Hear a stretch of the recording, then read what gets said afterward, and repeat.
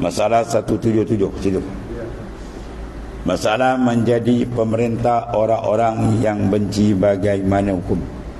Kata Al-Imam Syafi'i, dan aku tegahkan bagi seorang bahawa ia menjadi pemerintah kaum padahal mereka itu benci bagi. Di kaum kau nampak tak suka, dah lah, tak payahlah berebut kan. Jangan berebut jawatan. Orang tak suka tak payah. Sebab kita perintah ni bukan ikut nafsu. Tapi kalau perintah ikut nafsu lain dia berebut. Sebab ada benda sebalik tu kan. Dan jika menjadi pemerintah mereka itu padahal kebanyakan tiada benci dan sedikit saja yang benci, saya tiada aku tegahkan melainkan daripada pihak benci menjadi perintah pada jumlah dua, pada keseluruhan dia lah. Maka dia antaranya dalam bentuk pemerintahan yang kecil dan semayang berjemaah, imam ibarat pemerintah, makmum tadi pengikut. Sebab tu dia kena ikut imam rokok, dia rokok. Imam tidak, dia tidak, mana kena ikut lambang, mengikut. Dengan syarat imam tu jangan rosak. Ni imam dia suruh ikut dia. Pada makmum dan muparakah. Sebab apa? Ya, dia terkentut sampai 2 barisan dengar. Tiba-tiba dia tak keluar saja je. Dia tak boleh lah. Dia imam, dia ada perkara yang membatalkan. Jadi dia tak boleh jadi imam, dia kena keluar lah. Dia degil tak nak keluar juga. Akhirnya tengok orang dah tak ada. Semua dah muparakah. Sebab apa? Sebab sudah batal ya kepimpinan di dalam sembahyang, itulah batal wuduknya, dia kena keluar. Itu. Nah, saya tiada aku tegakkan melainkan daripada pihak benci menjadi perintah daripada jumlah itu. Dan bermula kenyataan tidak aku tegah menjadi perintah orang kebanyakan tidak benci akan dikerana apa? Bahawasanya tiada sunyi seorang yang memerintah, ya sedikit atau banyak, bahawa pada mereka itu orang yang benci akan dia. Mana nak cari orang semua setuju, mana ada kan? Rasul yang hebat pun orang nak lawan juga kan. Hanya tilik pandang itu kepada umum kebanyakan, bukan kepada khusus yang sedikit, ya. Dan selama ini tak lari daripada syariat Allah Ta'ala. Allah. Dan hanya tilik pandang kepada umum kebanyakan, bukan pada khusus yang sedikit. Dan jumlahnya ini bahawasanya aku benci akan memerintah itu, sebagaimana adanya sekalipun apa keadaan pun. Maka jika dijadikan seorang memerintah satu kaum, maka jadi ianya diterimanya akan memerintah mereka itu, hingga bahawa adalah ia makna tanggung sanggup bagi dirinya memerintah itu dengan sebagaimana jadinya sekalipun, lagi percaya ia di sisinya atas orang yang diperintah itu bahawa kasih akan dia.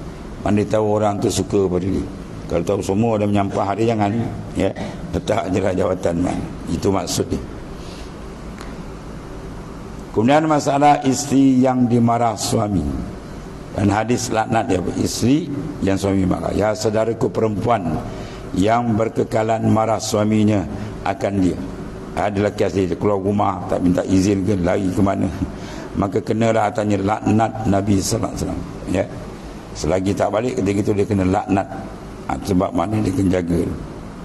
Seperti hadis pada yang dikeluarkan oleh Tirmizi dengan katanya, dan keduanya orang yang dilaknat oleh Nabi sallallahu alaihi wasallam, wa imra'atun batat wa zawjuha 'alaiha sakhit.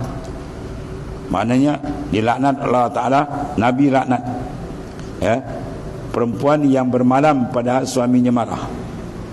Ya, makna sepanjang malam tu tidur tu dalam keadaan suami tak setuju, dia adalah tindakan dia yang menyakitkan hati suami, tak reda, tak layan dengan baik dan sebagainya, macam-macam hal lah, ya. 1001 macam ada perangai. Maka ketiga itu bermakna dia tidur dalam laknat Rasulullah SAW, ya. Dan laknat daripada Allah Ta'ala. Kemudian kata Ibnul Arabi, dan ada pun perempuan apabila marah suaminya akan dia, maka tidak syak pada bahawasanya dilaknat akan di dalam hadis. Ya, perempuan apabila suami tadi marah pada dia, tapi marah yang sebetul lah, bukan marah ikut nafsu dia. Yang tu pasal dia marah tak habis-habis, tu laki kepala masuk air panggil. Ya, dia betul dah cara baik, disuruh semayang, malas semayang lewat waktu, tu kita marah dah. Tu maknanya. Dan lawan pula dia cakap, ya, suruh buat ni tak nak buat, suruh buat tu yang baik, ya, macam-macam hilah. Mana tindakan itu menyebabkan suami itu jadi tak senang dengan keadaan dia. Sebab apa? Disuruh dia mengamalkan syariat, dia tak mahu. Tu. Tapi ada juga jenis suami yang kepala ke bawah awal juga. Suami isteri bagus pakai tudung, pakai tutup aurat, dia marah pula. Kau tak gimas ke itu? Kan? Buka lah kepala tu, aku tengok gimas, tengok rambut tudung. Itu laki setan je. Waktu tutup aurat pula terbalik. Ya. Maka oleh kerana itu tak wajib taat. Sebab Nabi bagi lesen kat kita, lesen besar. La ta'ata li makhluqin fi ma'siyatil khaliq. Tidak ada jenis taat apabila seorang menyentuh orang tu menyalahi perintah Tuhan. Dia menderhaki perintah Tuhan, itu tak wajib kita taat. Kita wajib taat selagi dia suruh tu benda yang tak bercanggah dengan syarak. Dan apabila mengajak suaminya akan isterinya ke tempat tidur, contoh, itu syarat lulus. Memang maknanya suami itu pakai isteri, isteri pakaian suami, supaya setiruan tiba-tiba tiada diikutnya, dia tidur kat luar rumah pula. Nabi tidur, tak tidur, dia pergi lagi ke sana, ajak tidur lagi ke sana. Wah, tu ni action pula. Kan kawan nikah seorang lagi baru tahu. Kan dia macam tu je, macam kau tak setuju aku cek seorang lagi. Gigil tu dia. Macam tu je jauh dia, kan. Supaya seketiduran tiba-tiba tiada diikutnya oleh isteri. Nanti tidurlah seorang dulu, panas macam-macam. Nasaya perempuan tu dilaknat akan dia oleh malaikat. Melaknat akan dia oleh malaikat daripada malamnya hingga kepada subuh. Semalam-malam tu malaikat kutuk laknat dia. Berat kerja tuan ni. Dalam hadis lain Nabi kata, kalau suami minta hatta atas belakang unta atau kuda sekalipun, maknanya kan tak kena minta tu kuda kan, macam mana begitulah. Maksud dia kena taat selama tidak ada unsur dan seumpamanya, ya. Ni kadang-kadang dia buat saja tu, buat jahat perangai mungkin, kan, ikut kepala dia, maka dia kena laknat daripada malaikat sepanjang malam tu, ya. Habis. Kemudian masalah 179, wallahu alam.